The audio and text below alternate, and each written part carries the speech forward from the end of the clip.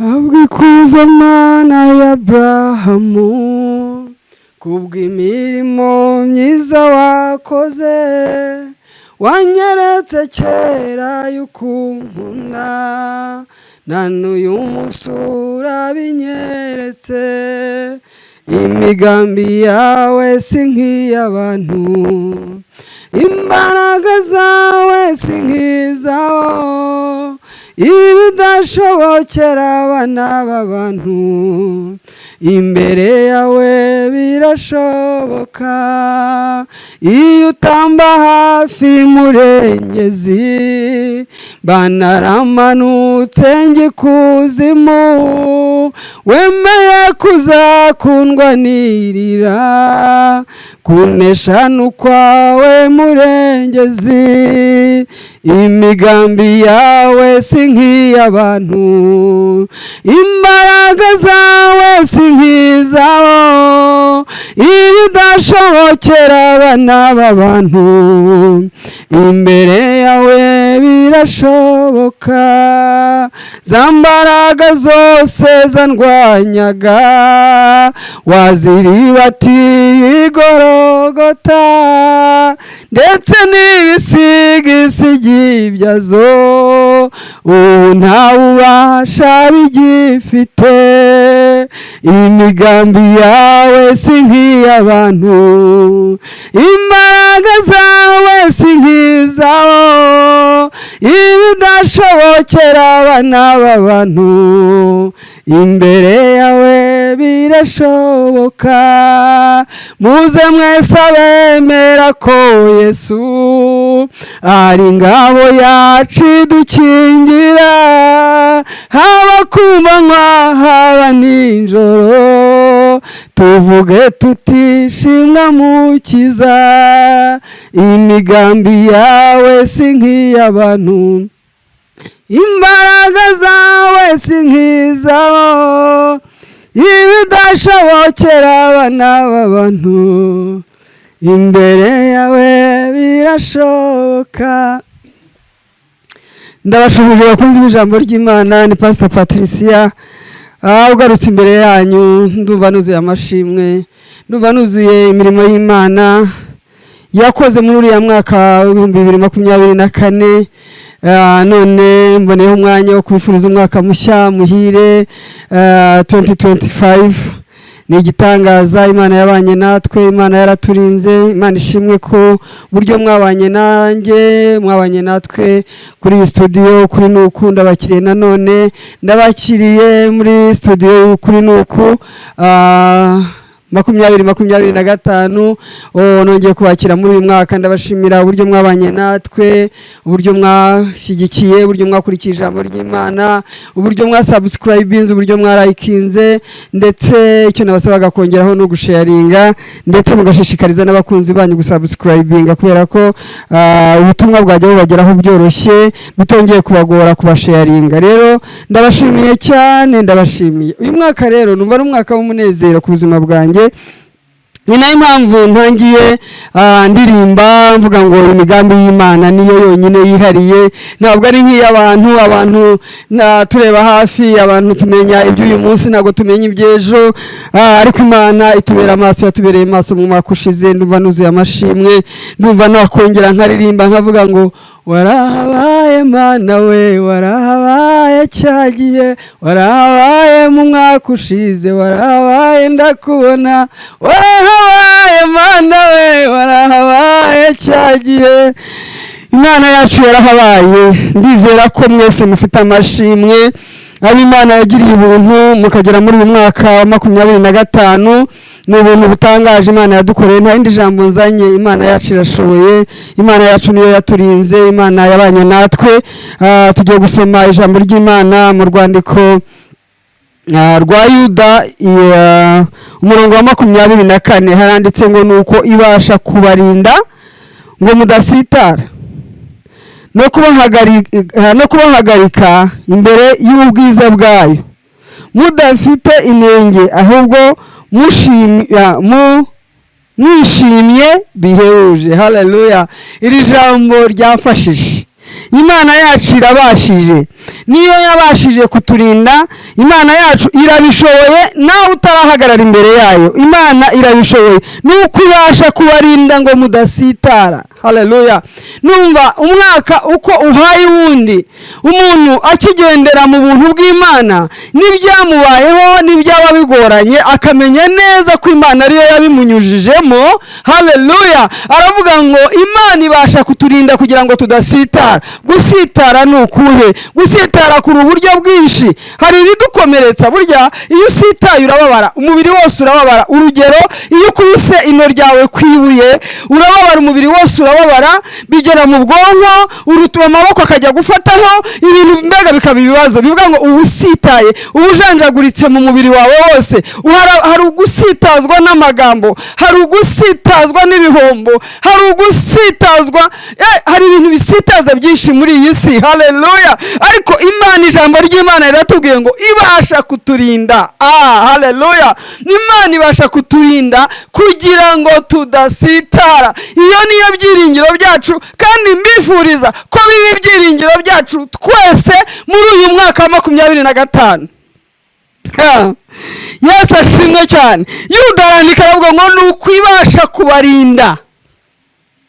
Nshuti zanjye, bavandimwe, bakunzi banjye, ndashaka kubabwira ngo dufite Imana ibasha kuturinda. Dufite Imana ibasha kuturinda kugira ngo tudasitara. Bavandimwe muri impande zitandukanye z'isi, muzakurikirira ijambo, ndagira ngo nkubwire ngo humura. Nubwo waba urembeye ku gisasiro cyawe, Imana ibasha kuturinda. Niryarise twanyuze mu byo n'abantu babonaga ko bigomba kuduhitana, ubuzima bwacu butazagaruka kubaho. Haleluya. Imana ikabiturindiramo, ubuzima bwacu ntiburangire. Umwami Yesu ntitumurekure, tugakomeza ibyiringiro byacu. Niyo mpamvu Habakuki yanditse aravuga ngo naho imitini itatoha, yabanje kuvuga ngo nzahagarara ku munara wanjye aho ndindira. Haleluya.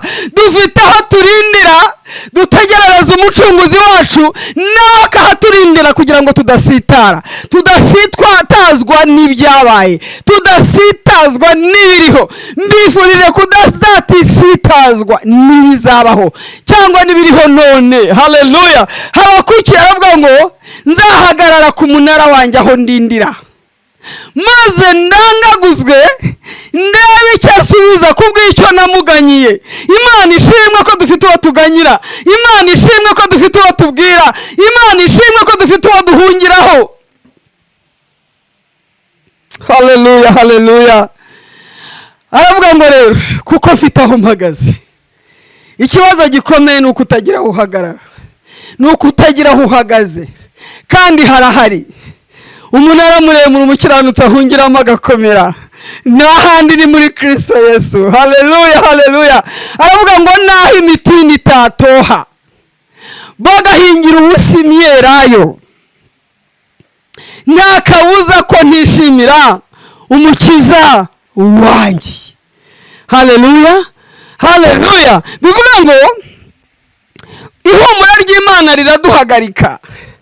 Ijambo ry'Imana rituma tudacogora. Niyo mpamvu Pawulo yandikiye Abaroma aravuga ngo naho rwaba urupfu, naho byaba inzara, naho byaba akarengane, nta kizadutandukanya n'urukundo rwa Kristo. Yesu ashimwe cyane. Niyo mpamvu rero Imana yashyize ku mutima wanjye iri jambo. Imana yacu ibasha kuturinda kugira ngo tudasitara. Ntabwo bivuze yuko tutanyura mu bidusitaza, ariko uzatuyobora inzira dukwiriye kunyura. Pawulo nanone yandikira Abaroma aravuga ngo hahirwa umuntu wihanganira ibimugerageza, kuko namara kwemerwa, haleluya, namara kwemerwa azahabwa ikamba ry'ubugingo iry'Imana yasezeranije. Hahirwa umuntu wihanganira ibimugerageza. Yesu ashimwe cyane. Bibiliya nanone ikavuga ngo tuzishime nitugurwa gitumo n'ibitugerageza bitari bimwe. N'ibitugerageza bitari bimwe. bitandukanye, ariko Imana yacu ibasha kuturinda. Iri jambo niryo nshaka guhagararaho cyane, ari nawo mutwe w'iyi nyigisho. Imana yacu, humura, dufite Imana ibasha kuturinda. Dufite Imana ibasha kuturinda. Nanone umuririmbyi yararimbye avuga ngo Imana niyo murinzi wawe wo kwizerwa, niyo gicucu cy'iburyo bwawe gihoraho, ku manywa izuba ntirizakwica, nijoro ukwezi ntuza gutinya we, ku manywa izuba ntirizakwica, nijoro ukwezi ntuza gutinya. Imana niyo iturinda ibibi byose iteka, Imana niyo irinda ubugingo bwawe neza, izakurinda amajya n'amaza we, none no mu bihe bidashira we, izakurinda amajya n'amaza, none no mu bihe bidashira, izakumara inzara n'inyota, none no mu bihe bidashira. Imana yacu ibasha kuturinda kugira ngo tudasitazwa n'ibihe, tudasitazwa n'abadutaye, tudasitazwa n'abatwanze, tudasitazwa n'abaduciyeho iteka, tudasitazwa n'ubupfubyi, tudasitazwa n'ubupfakazi, tudasitazwa n'ibihombo, tudasitazwa n'ishyamba ry'inzitane tunyuramo. Kubera iki? Dufite umurengezi. Umuntu nigeze kumva inkuru barimo bavuga ngo umuntu Yesu yari yaramusezeranyije ko ahantu hose bazajya baba bari kumwe. Rimwe rero ngo anyura mu ishyamba ry'inzitane ririmo ubunyerere. Muri iryo shyamba arahungabana, ngo yajyaga agenda abona aringaniye na Yesu, mbega arimo abona Yesu ari kumwe nawe bagendana. Ntekereza ko nawe ujya ubyumva uri mu bihe byiza n'Imana usabanye nayo. Haleluya, haleluya. Noneho ngo ageze muri iryo shyamba ry'inzitane abona nta Yesu, ntamubona, ntari kumwe nawe. Arinyuramo, ariko arinyuzemo ngo ageze hakurya y'iryo shyamba n'ubwo bunyerere, arongera abona Yesu bari kumwe. Ngo aramubaza ati se mwami Yesu, ko twari twarasezeranye ko tuzagendana ahantu hose, noneho hagera mu bikomeye nkabona amaguru yanjye jyenyine, mbona amaguru y'umuntu umwe, nkabona wowe ntakubona, nkibona jyenyine, nkabicamo jyenyine. Yesu, niki gituma wantereranye? Niki gituma wansize? Utugera ahakomeye ukansiga, ahoroshye nanjye nakwigendesha nkasanga ntacyo wakora utari kumwe nawe, ntacyo. N'ibinezeza byakumukuraho, n'ibigaragara nk'ibimeze neza byagutandukanya nawe. Ushobora kugendana na Yesu mu butayu, wagera mu bisubizo ukamureka. Niyo mpamvu mu gutegeka kwa kabiri Mose yihanije abwira Abisirayeli ngo nimara kugera mu gihugu cy'amasezerano mukarya mugahaga, ntimuzibagirwe Imana yabanye namwe, ntimuzibagirwe Imana yabagiriye neza, ntimuzibagirwe Imana yabatungishije amana mu butayu, ntimuzibagirwe Imana yabakuriye amazi mu gitare, ntimuzibagirwe Imana yaciyemo inyanja itukuramo kabiri, ntimuzibagirwe Imana yabambukije Yorodani, ntimuzibagirwe Imana yabatsindishije intambara ya Yeriko, ntimuzibagirwe. Bene data, ntimuzibagirwe ibyo Imana yagukoreye mu mwaka ushize, ntuzibagirwe. Amashimwe y'Imana ntazave mu kanwa kawe. Arangije aramubwira ati ko wansize sinkubone Yesu, muri iriya shyamba ko ntakubonye, ko ntigeze nkubona Yesu we, kutari kumwe nanjye, kuki wandetse? Kuki wantaye mu ishyamba? Kuki wansize mu bunyerere? Kuki wansize mu butayu? Kuki wansize muri iriya shyamba ry'inzitane? Yesu aramubwira ngo buriya nari mpari, uwo wabonaga nijye, wowe ntiwabishobora. Iyo tugeze aho bikomeye ndaguterura, burya ninjye wabonaga, ntabwo ari wowe wari uri ku bitugu. byanjye ku mugongo wanjye. Yaradusezeranyije ngo azaduheka kugeza n'imvi zacu zibaye uruyenzi. Ntabwo Imana izatureka, ntabwo Imana yigeze kureka, ntabwo Imana yigeze gutererana, ntabwo Imana yigeze itandukana nawe. Imana iri kumwe nawe none n'iteka ryose. Ibyiringiro byawe bigume ku Mana. Bene ibyo byiringiro ntabwo bikoze isoni. Umuririmbyi nanone yavuze ngo ntizadusiga ntizaduhana iraduhetse ku mugongo wayo. Haleluya! ntizagusiga ntizaguhana iraguhetse ku mugongo wayo. Haleluya, haleluya! Imana iraduhetse ku mugongo wayo. Imana niyo kwizerwa. Niko mbifurije ibyiringiro byanyu kuguma muri Kristo Yesu. Umwami w'abami araryoha. Iyo tumukomeje akomezanya natwe ntatureka. Ntabwo yigeze adusezeranya ko azadusiga. Yaravuze ngo abwira abigishwa be igihe agiye kuzamurwa mu ijuru, umwuka we ataramanuka, aravuga ati ndagiye ariko ntabwo mbasize. Ntabwo nabasiga nk'imfubyi kandi ntabwo nzabasiga muri mwenyine, ahubwo nzaboherereza umufasha. Hari igihe Umwami Yesu ajya duterura koko. Hari igihe Imana iduterura nawe ugaca mu nzitane, hanyuma wabona umaze gutambuka ukareba inyuma ukavuga uti hariya ahantu nahanyuze gute. Ntabwo ari wowe wahinyujije.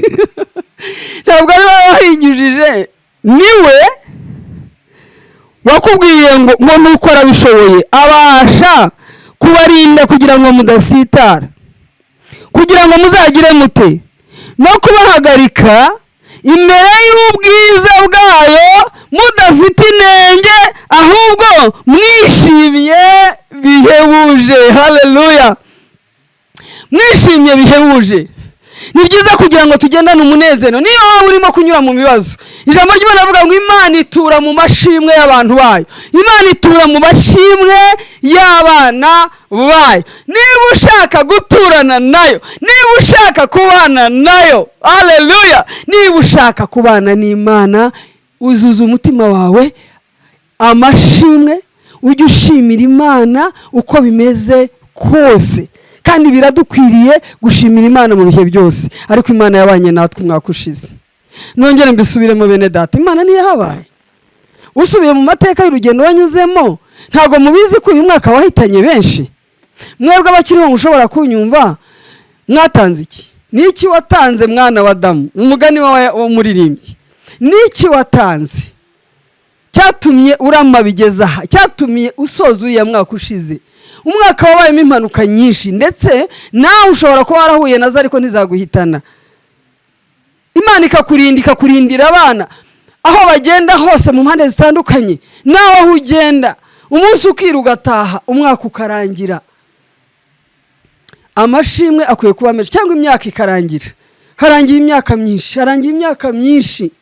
Ariko Imana yacu niyo gushimwa, niyo gushyirwa hejuru. Imana niyo kwizerwa, n'umucamanza utabera, n'umutabazi wacu. Imana ni amahoro yacu, ntizadusiga, ntabwo izaduhana, kugira ngo tudasitara. Tuyikomezeho rero, nicyo gitare kitanyeganyega. Niko mbifurije bene data, nimureke dukomerere ku Mwami. Kandi ndabakunda cyane, ndabakunda, numva mfite inyota. Iyo mbona munkurikira mungana kuriya, numva nejejwe nuko Imana yanjye irimo kwamamara. Ubushize nabahaye ubuhamya, kandi nabwo sindabusoza, nzakomeza. Imana ni nziza, ni Imana itanga amahoro, ni Imana iruhura, ni Imana ikurinda, Imana ikugirira neza utaranayizera, utaranayimenya. Imana ikemera yuko uvuka hari impinja zipfa, hari inda zivamo, ugakuruka buri icyo uri cyo uyu munsi. Bantu b'Imana, nimureke tuzamurira Imana icyubahiro, iragikwiye. Uyu ni umwaka w'icyubahiro cy'Imana, ni umwaka w'icyubahiro cy'Imana. Kubwira Imana ngo urakwiriye icyubahiro cyose ni cyawe. Ndabyutse ubishimirwe. Abana banjye bagiye ku mashuri, ndabishimirwe. Ubishyuriye school fees, ubishimirwe. Umpaye ubuzima bwo kubakorera, ubishimirwe. Oh haleluya! Utunganyije urugendo rwanjye, umpaye imikorere ishoboka. N'igihe utari wayimpa ndakwiringiye kuri uyime. Ibyo nibyo, aho niho Imana itura, kandi ntiwigendanira nawe ikakurinda gusitara. ushimirwe Mana neza yawe. Nkwaye icyubahiro Mwami w'abami, ndagushimira kugira neza kwawe. Urakoze Mwami kubanye natwe kandi utugiriye neza, uganirije imitima yacu. Ndagusabye Mwami, sengeye abatarakizwa ubaha agakiza, kuko agakiza ni amahoro, agakiza ni ubutsinzi, agakiza ni ihumure. Mwami ugirire neza ubwoko bwawe kandi ubaha umugisha rwose, imbabazi zawe n'umurava wawe bibe ku buzima bwabo. Mwami abakurikira ubu butumwa bwiza bazahabwa umugisha kandi bahabwa umugisha, kandi Mwami n'ababukwirakwiza nabo bahabwa umugisha. Mwami wanjye ushyigikire iyi pulpit kugira ngo ubutumwa bushobore gukomeza kwamamara kubw'ubuntu bwawe n'ineza yawe. Urakoze Mwami, icyubahiro n'ishimwe n'ibyawe none n'iteka ryose mu izina rya Yesu, amen. Shalom shalom. Ndabakunda, Imana ibahe umugisha. Mukomeze musharinge kandi mukomeze gukurikira ijambo ry'Imana. Imana ibagirire neza.